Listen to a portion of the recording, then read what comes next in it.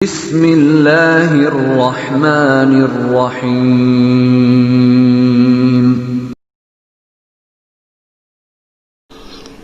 السلام علیکم ورحمۃ اللہ وبرکاتہ۔ الحمد للہ رب العالمین والصلاة والسلام علی اشرف الانبیاء وسید المرسلین محمد بن عبد اللہ الامین وعلى آلہ وصحبہ اجمعین ومن تبعهم بإحسان إلى يوم الدين وبعد۔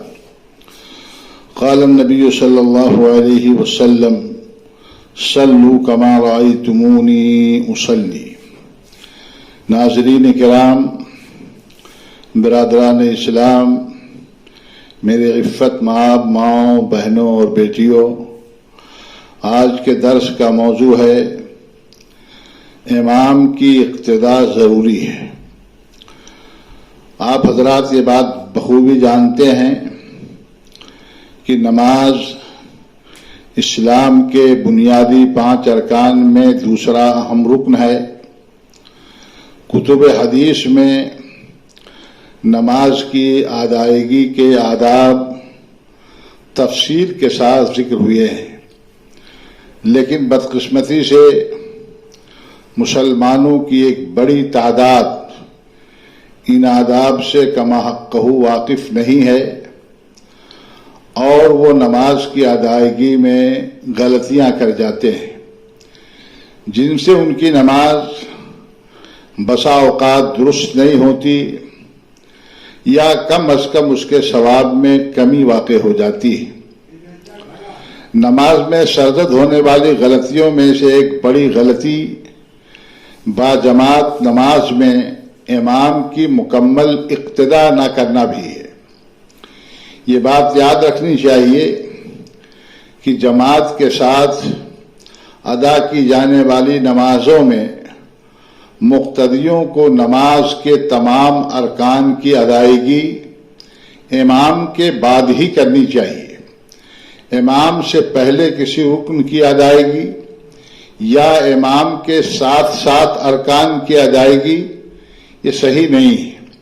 مثلا کوئی امام کے تکبیر تحریمہ کہنے سے پہلے تکبیر تحریمہ کہہ کر نیت باندھ لے، یا امام کے رکوع میں جانے سے پہلے وہ رکوع میں چلا جائے، یا امام کے رکوع سے سر اٹھانے سے پہلے وہ سر اٹھا کر کے کھڑا ہو جائے، یا امام کے سجدہ میں جانے سے پہلے وہ سجدے میں چلا جائے، اور امام کے سجدہ سے اٹھنے سے پہلے کوئی آدمی سجدہ سے اٹھ جائے، تو ایسے لوگوں کی نماز درست نہیں ہوتی ہے۔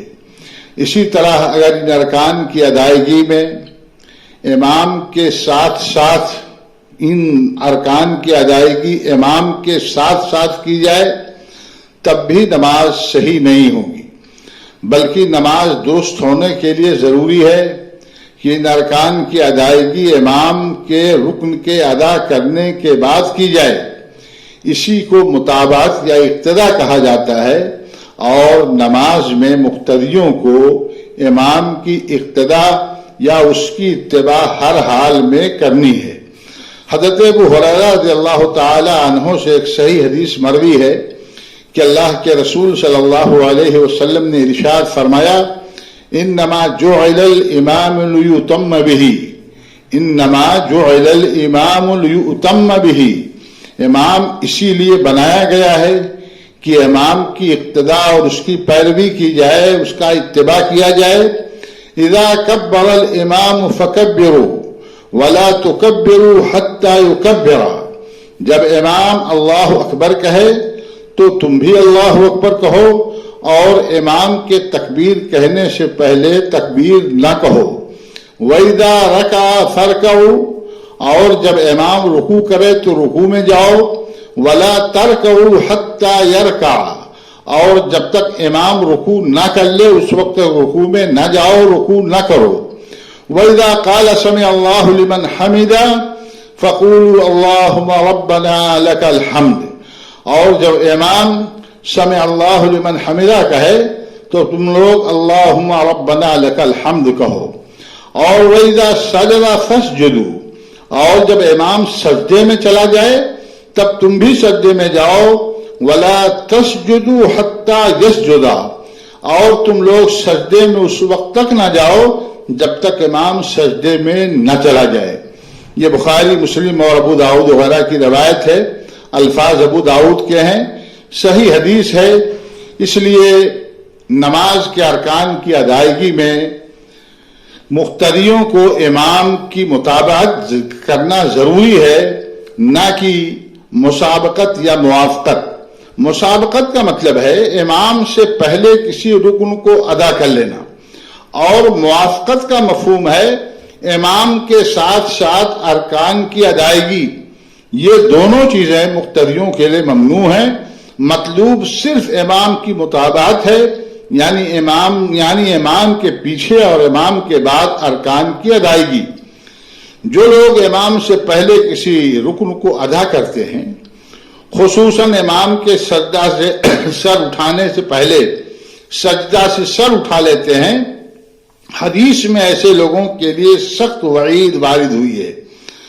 اللہ کے نبی صلی اللہ علیہ وسلم نے ارشاد فرمایا، اما یخشى الذی یرفع رأسه قبل الامام ان یحول اللہ رأسه رأس حمار۔ یہ بخاری اور مسلم کی صحیح روایت ہے۔ اللہ کے رسول صلی اللہ علیہ وسلم نے ارشاد فرمایا، کیا وہ شخص جو امام کے سر اٹھانے سے پہلے اپنا سر اٹھا لیتا ہے اس بات سے خوف نہیں کھاتا ہے کہ کہیں اللہ تعالیٰ اس کا سر بدل کر کے گدھے کا نہ کر دے؟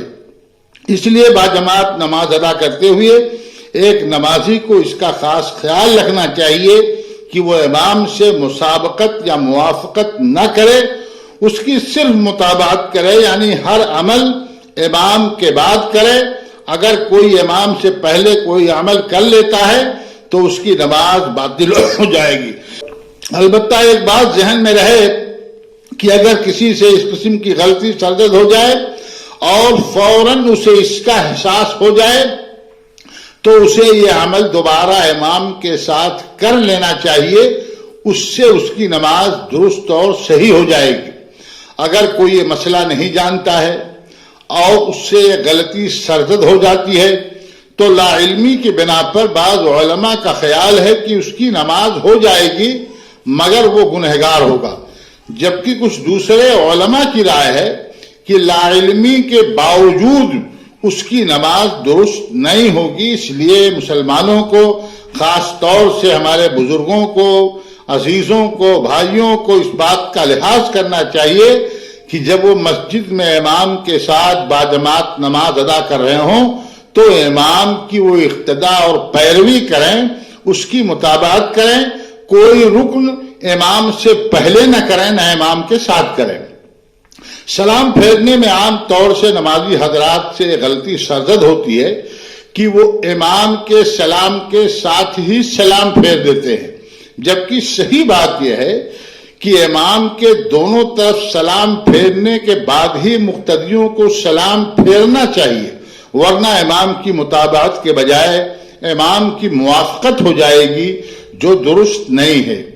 ایک گزارش ائمہ کرام سے بھی ہے کہ وہ تکبیرات انتقال، یعنی جن تکبیرات کے ذریعے سے ایک نمازی ایک حالت سے دوسری حالت میں منتقل ہوتا ہے، ان کو تکبیرات انتقال کہتے ہیں، کہ وہ تکبیرات انتقال اپنے عمل سے پہلے نہ کہیں بلکہ عمل کے دوران یا بعد میں کہیں تاکہ مقتدیوں سے موافقت یا مسابقت کی غلطی نہ ہونے پائے۔ مثلا رکوع میں جاتے ہوئے جب امام حضرات جھک جائیں یا جھکنے کے قریب ہوں تب اللہ اکبر کہیں، رکوع کے بعد جب سیدھے کھڑے ہو جائیں تب سمع اللہ لمن حمدہ کہیں، سمع اللہ لمن حمدہ کہنے کے بعد مقتدی حضرات ربنا ولک الحمد یا اللہم ربنا لک الحمد یہ دعا پڑھیں گے۔ تو اس کے بعد جب پھر امام سجدے میں جائے تو سجدے سے قریب ہو جائے، جھک کر کے جھکنے سے زیادہ وہ سجدے کی حالت میں جب جانے لگے تو اس وقت اس کو سجدے کے لیے تکبیر کہنی چاہیے۔ ایسا کرنے سے مقتدی حضرات نادانستہ طور پر ہونے والی اس غلطی سے بچ سکیں گے۔ اللہ تعالیٰ تمام مسلمانوں کو سنت کے مطابق نمازیں ادا کرنے کی توفیق بخشے. آمین. وآخر دعوانا ان الحمد للہ رب العالمین. السلام علیکم ورحمۃ اللہ وبرکاتہ.